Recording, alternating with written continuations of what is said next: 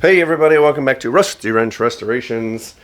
Today's date is currently May 20th. You're probably not going to see this video until almost a month from now, probably early to mid-June. But anyway, I've got some videos kind of stockpiled. We're getting into the summer season. My kids are getting out of school. Going to be taking vacations and stuff, so I want to ensure that I always have some content to put out. So I might be, as you're watching these videos, you're going to be seeing a few weeks behind real time, if you will. So I'm going to try not to mention dates and times anymore because I know it can get confusing, but just wanted to kind of fill you in on that. Anyway, today is the day. We're going to pull this International Cub Cadet 72 model out and start our Frankenstein transformation into the Kubota Cadet.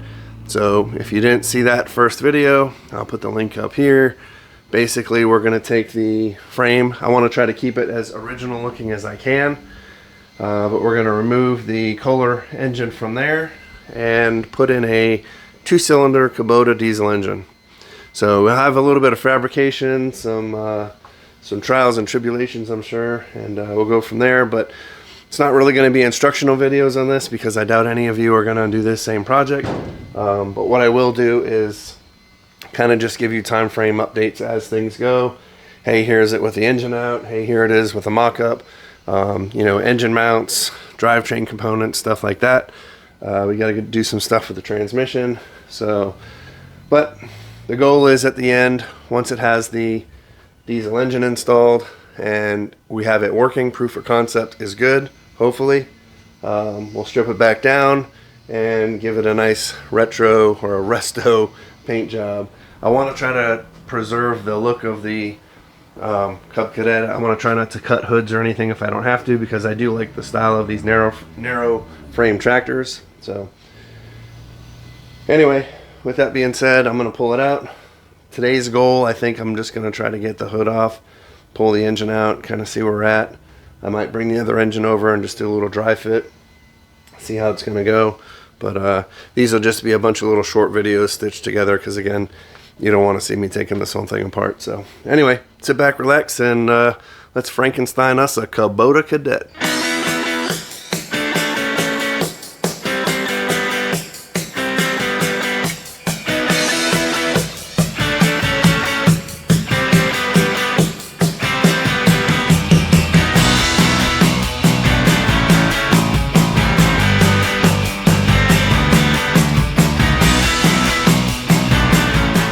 And we're back. So I got the hood, the grill, and obviously the engine out. There was some framework on the bottom for lifting the mower deck assembly. So these are all parts I'm going to keep. Here's the engine, which I'm also going to hang on to for now. It's all original. It's never been messed with, so it's kind of a time capsule. It was running supposedly. So I'm just going to hang on to that for now because you never know. This project could completely flip and go 180 on me, and I might need to revert it back to just a nicely restored Cub Cadet 72. I don't think we have to do that though. So I came over here and I was messing with the clutch here to see which direction everything turned with the transmission. So as you can see on my label here, I have it aft looking forward, so that would be me sitting on the tractor, so the back looking forward clockwise. So the transmission on this, or the other engine, spun clockwise, aft looking forward. Then I came over here to the, little Kubota diesel, and by looking at the fan shrouds, I would assume that they're going to pull the radiator. Even on the other tractor was in the back. This is the front of the engine, this is the left side, and the back. The radiator is back here, and it would pull air through the radiator and across the engine. So that's telling me this engine spins this direction, which is also clockwise in this orientation, aft looking forward. So I think I'm good there. I don't think I'm even going to have to mess with changing the gears in a transmission or the differential or anything. I don't know what's up with the clutch with this. It may be something missing. I think there's some pieces missing. The guy told me something about the clutch. I don't remember what he said. This is those 4 bolts are what bolt onto the middle of the engine there. But this was how it was when I took it apart, roughly. But it seems like there's stuff missing from the clutch pack here. Not a problem. We shall figure that out. But I'd like to not have to modify any more of this than I need to. So if I can just replace this clutch with a working one and have this pretty much in the same orientation. This piece here is what came off the Kubota. So it's got a little universal on here, and it was a spline shaft.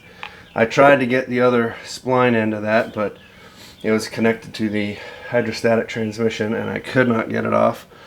The other end has these 3 bolts, which bolt onto the crank. So we're almost cooking with gas here. So I think my best bet, I don't need this grease fitting on here anymore because there is no longer, can this thing please just stay? Thank you. I don't need this grease fitting on here because I don't have a spline shaft in here. And I don't think there's going to be much like forward to back movement of this thing. You know, it's going to be driven to shows and not have a whole lot of hours put on it anyway. But so I'm thinking of cutting this shaft down just for the sake of saving some room. And basically, let's just say, I'll come over here to my work area. It's hard with one hand, but basically this will get centered up and welded onto there. But again, taking out any excess that I don't need to make it as short as possible. Ultimately, I'd like to be at this part of the collar. I don't think I want to go this close, but probably to that collar. So I'll take off a good 3 inches. So if I can get this end of this collar here welded on here, centered up, I now have my bolting point from my engine to the clutch, and it retains all the whole clutch assembly for the tractor. So I'm hoping that will work. So I'm just gonna kind of turn this camera off here for a minute and dry fit this thing into here just to see forward and back how much room I'm dealing with. I have a feeling I'm gonna have to lengthen this out a little bit, which means I'm gonna have to make the hood longer, and yeah, we'll deal with that. Let's see where we're at. Not too shabby for a first mock-up. So the problem that I've run into first is, if you look down in there, you can see the oil pan for the engine, which is very deep, is hitting on this cross member where the front axle pivots. So in order to avoid that, I pushed it forward, so now the sump clears that, and it will actually drop down probably another inch or so when I pull these mounts out. So it is sitting a little high at this point, but again, when I drop that down, I think it's going to be pretty much dead on.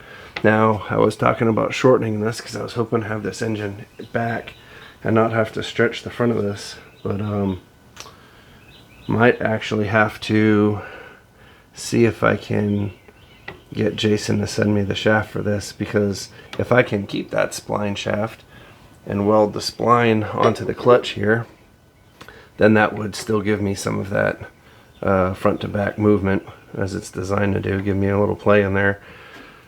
So I might just do that. I'll see if he can get that off and send it to me. And some of this stuff in the front I really don't even need to keep either. This was a bracket for the air filter, I believe, that can get moved. These motor mounts obviously are going to get cut off because they're not even at the frame. So I'll have something basically come off this and come back, and then these two this belt pulley on the front for these two belts I can unbolt back and come off. So really you can probably shorten this thing up a bit. The exhaust is the only one that's going to be a little bit wonky, but I think we can even make an adapter for that. I don't know, it's just a dry fit for right now. I'm probably going to play around with this thing quite a bit, but honestly, it doesn't look too out of place.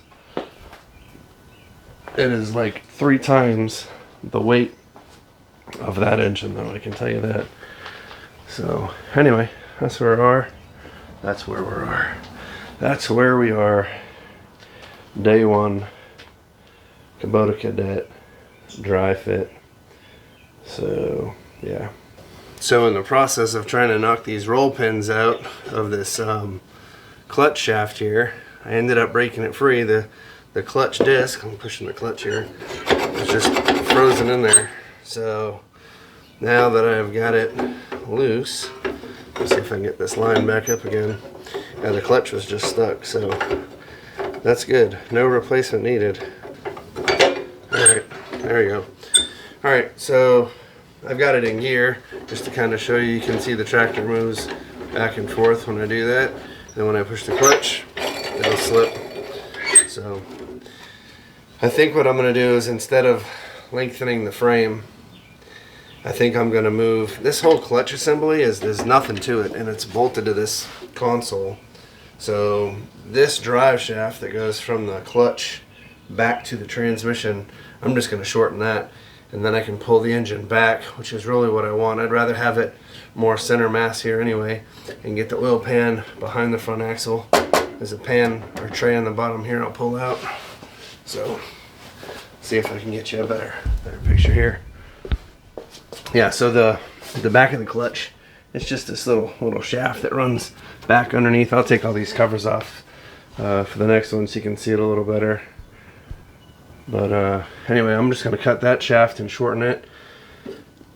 I might still get the spline for this, but either way, I can push this whole thing back a little bit and get the engine so that the oil pan's sitting in this divot, and I'll pull this tray out here in the middle.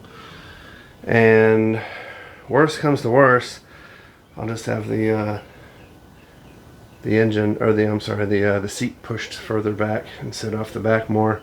But I'd rather do that than mess with the hood. I don't want to mess with the hood, and then I have this big gap here with nothing anyway. So we'll get this engine pulled back, get the slip shaft from Dufour Tractor Parts, and then we'll shrink this shaft up back here. This is going to be a short video because this is about all I'm doing for today. I'm going to tinker around with this over the next few days and try to brainstorm and see what else we can come up with. But this might be the end of this video, so if that's the case, we'll see you in the next one.